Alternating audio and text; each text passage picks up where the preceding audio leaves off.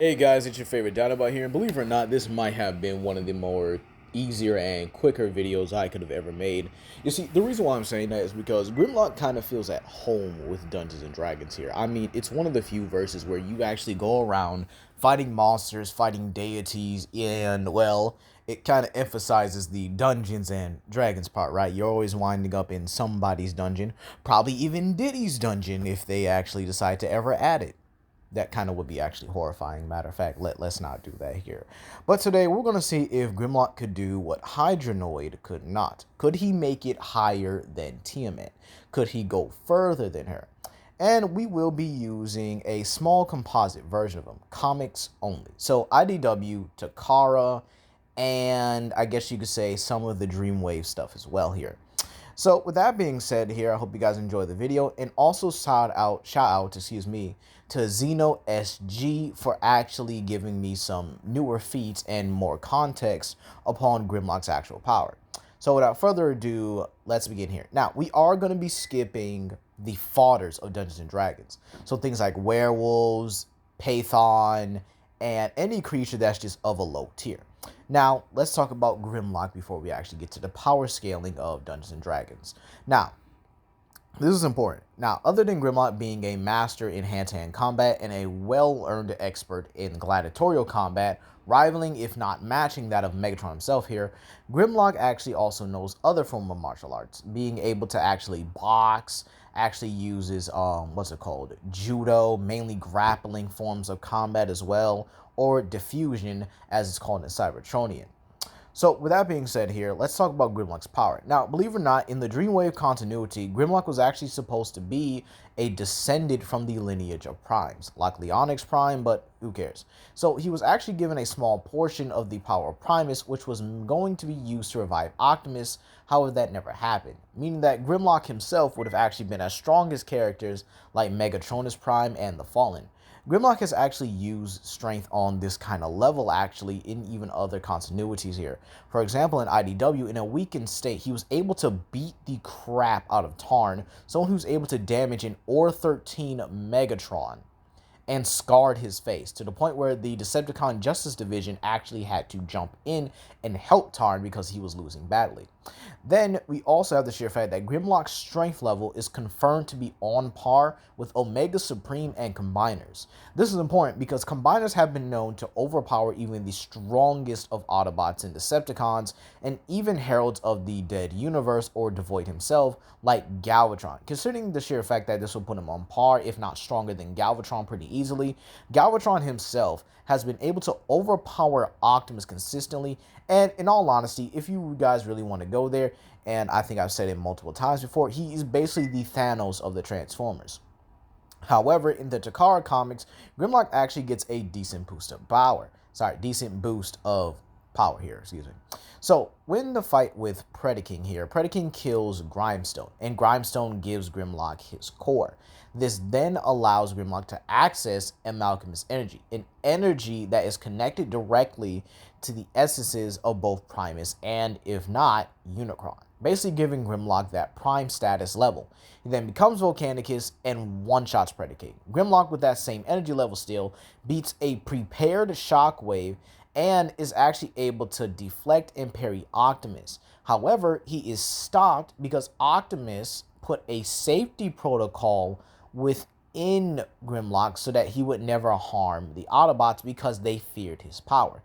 This is important here because Optimus has been able to face down some of the strongest entities in the universe. He's been able to fight an amped up Baron Karza, who was able to transcend the entropy cloud, which was going to destroy the microverse, and the microverse is beyond the concepts of space and time for the IDW multiverse. Now, this is actually important here because Optimus Prime also defeats many threats that are a threat to creation. Keep in mind, creation level threats do not refer to the Transformers Omniverse. They refer to that respective multiverse. Each multiverse in the Transformers cosmology dives into things like Hilbert space, which also dives into infinite dimensionality or infinite dimensional spaces within the Transformers cosmology. Keep in mind, Optimus has also been able to defeat characters like Devoid, who is a sentient multiverse. Devoid was actually going to destroy all of the IDW multiverse in the Transformers continuity, by the way.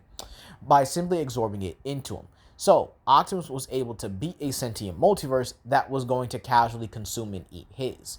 This again would put him at those high hyper to easily outer-versal levels, considering he is surpassing a being that would casually be able to eat a high hyperversal cosmology.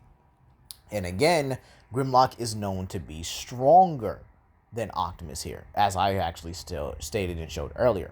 This would also put him above characters like Megatron pretty easily as well, considering Optimus is on par with Megatron, and Galvatron was able to rip a pre-Or 13 body Megatron in half here.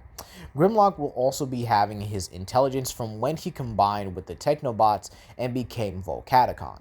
This intelligence also granted Grimlock the ability to target weak points and then simply exploit them, even on someone like Skylynx, who was able to basically beat up his Dinobot comrades before, well, making his way towards Grimlock.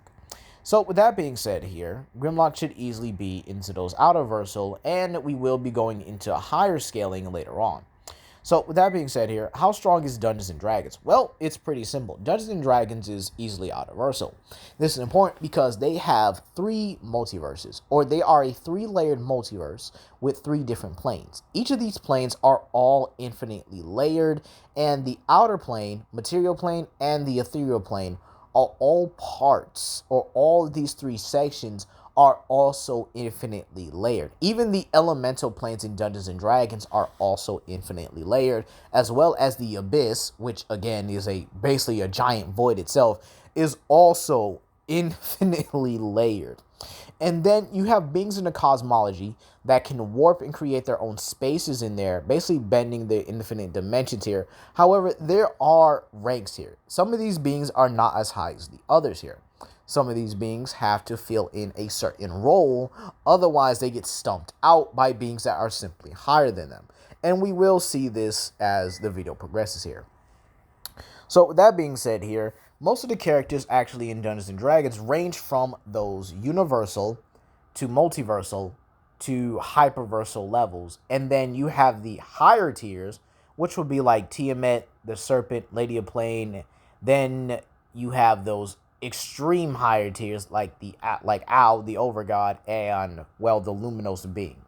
So with that being said here, yeah, I think we can actually start off here, and we'll start off with the Demon Lords. Now, the Demon Lords are actually pretty powerful, and, well, while they are the lowest, even being below the likes of the gods, like, they're not even closer to their levels here, the Demon Lords do have a bit of lore for them, or at least a little bit of feat for them.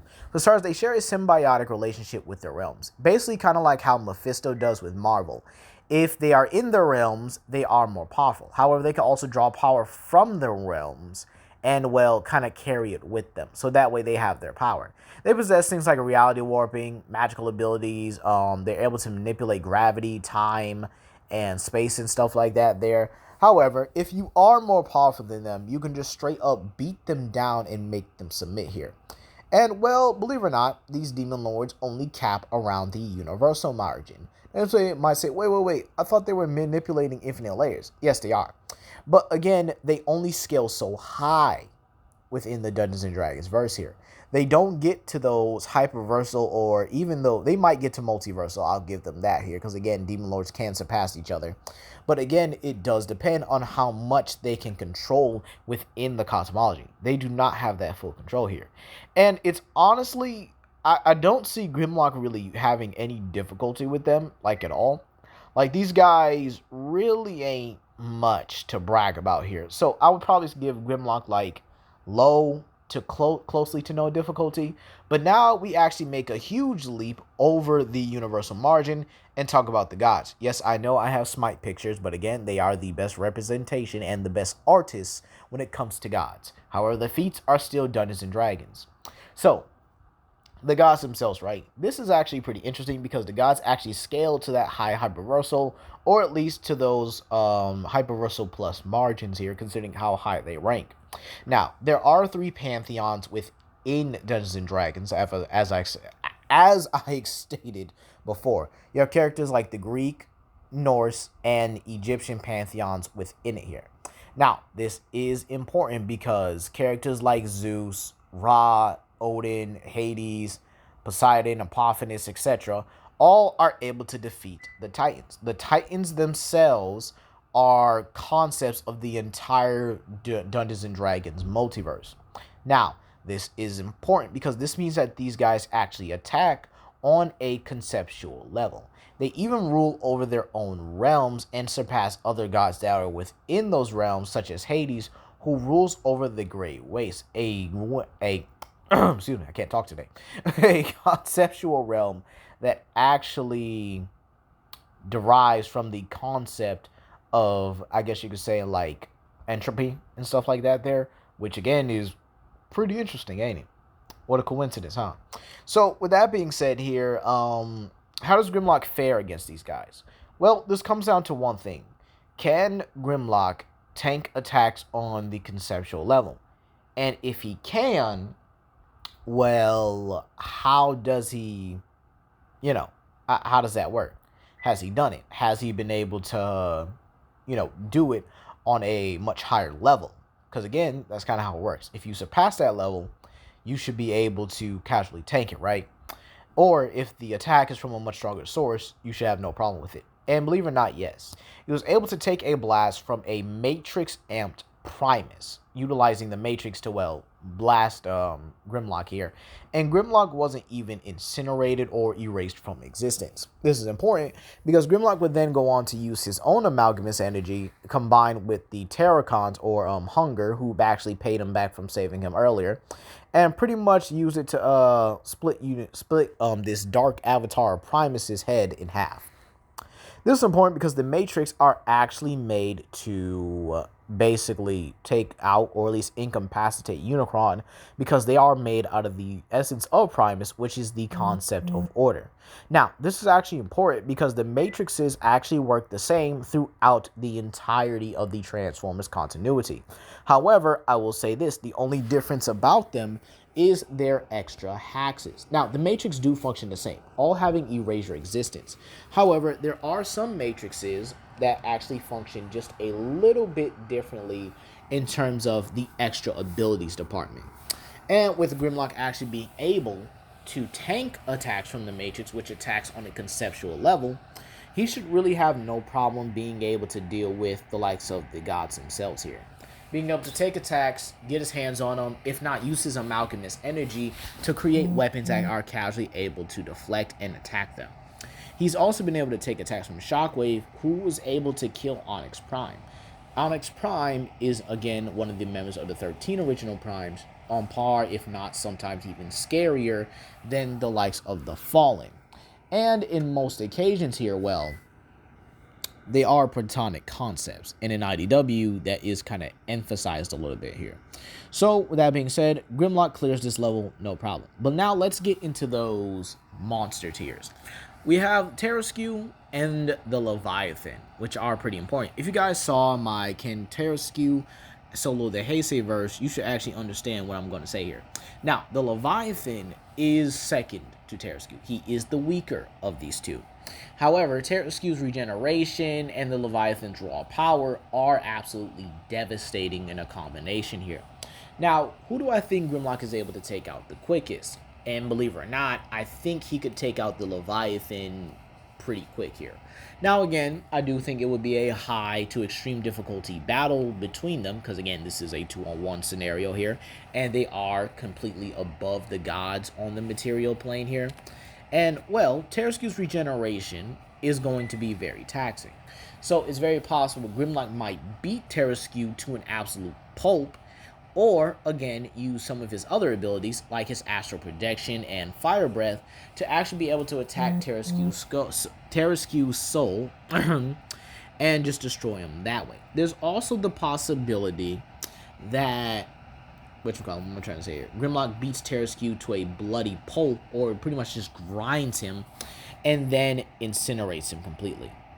So with that being said here, yeah, Grimlock can definitely take down these two, except I definitely think it's high to extreme difficulty, but due to his skill and his battle IQ, he should be able to get it done.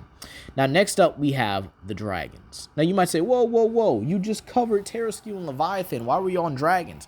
Well, believe it or not, it's actually confirmed that the dragons are above Terraskew. I know, these basic behind dragons, bronze, copper, silver, fire, lightning, darkness, poison, all of them are above Terrascue. In terms of raw power, durability, and even strength. It's crazy. But again, it makes sense when you understand their origins. They are all spawns of Tiamat, the mother of dragons. They're all her children. They're all like pieces of her. And again, they rule the material plane as if it's their playground. Can't really blame them, it really is here. But how does Grimlock even handle these dragons? Well, electricity is known to power Cybertronians, so the electric dragon is not going to be much. He already has fire, so the fire dragon is not going to be much. Then you have poison, you have darkness, and then you have ice. The ice one, it might actually be the toughest one because Cybertronians do not like the cold, but it's very possible Grimlock's own, fire itself here actually does get the job done. So believe it or not, I do see him being able to beat down and even kill a couple dragons. Who knows, he might befriend them. Now, next one here, we actually now are reaching the higher tiers. And this is where we get into Tiamat. Now, originally, Hydronoid actually stopped here, believe it or not, because again, Tiamat just had way too much power. And again, if Hydronoid was able to absorb power and gain it along the way, then yeah, I think he would be able to challenge Tiamat and eventually win, because he would definitely take her power. However, if he couldn't, then, well, it would be over. But Grimlock is a bit of a different case here.